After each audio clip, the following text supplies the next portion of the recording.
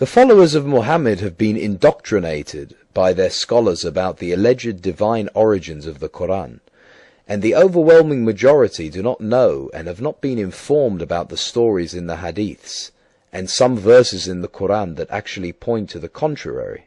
Will you elaborate? Your observations are correct, and I shall recite the following more important and relevant examples. Sahih al-Bukhari Hadith 4.814, narrated by Anas.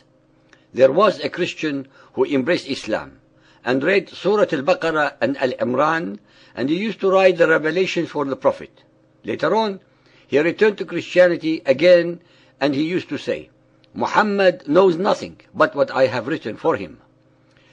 Ladies and gentlemen, this story relates to the fact that one of Muhammad's scribes used to modify his revelations so that they rhymed better with the full knowledge of Muhammad. This made the scribe realize that they could not possibly have been divinely revealed if a mere mortal like him was allowed and able to alter them. So he left Muhammad and his Islam and reverted back to Christianity. The following is a shortened version of a hadith regarding Muhammad's first alleged violent encounter with the angel Gabriel. Sahih al-Bukhari Hadith 1.3, narrated by Aisha. Thereupon he caught me for the third time and pressed me, and then released me and said, اقرأ باسم ربك الذي خلق الإنسان من علق.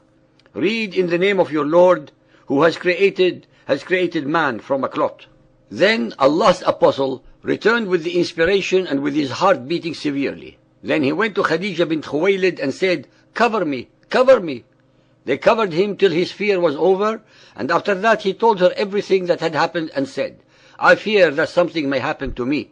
Khadija replied, never, by Allah, Allah will never disgrace you. Khadija then accompanied him to her cousin, Waraqa bin Nawfal bin Sa'd bin Abdul Uzza, who during the pre-Islamic period became a Christian and used to write with Hebrew letters. He would write from the Gospel in Hebrew as much as Allah wished him to write. Another version of the same event goes like this. Sahih Bukhari Hadith 6.478, narrated by Aisha again. Khadija then took him to Waraqa bin Nawfal, the son of Khadija's paternal uncle. Waraqa had been converted to Christianity in the pre-Islamic period and used to write in Arabic, and write of the Gospel in Arabic as much as Allah wished him to write. The listener should be made aware of the transition in the two hadiths, from writing in Hebrew to writing in Arabic. This was part and parcel of the methods used by the later followers of Muhammad to deliberately distance Waraqa from the Jews as much as possible, to make believe that the Quran was not influenced by anyone outside of Muhammad. When one studies, and I repeat the word studies, the Quran, one will have no choice but to conclude that the Quran is based almost entirely on plagiarized, plundered, pirated and or perverted concepts, precepts, thoughts and ideas from the traditions, fetishes and scriptures of the pagan Arabs, Jews, Christians and Zoroastrians.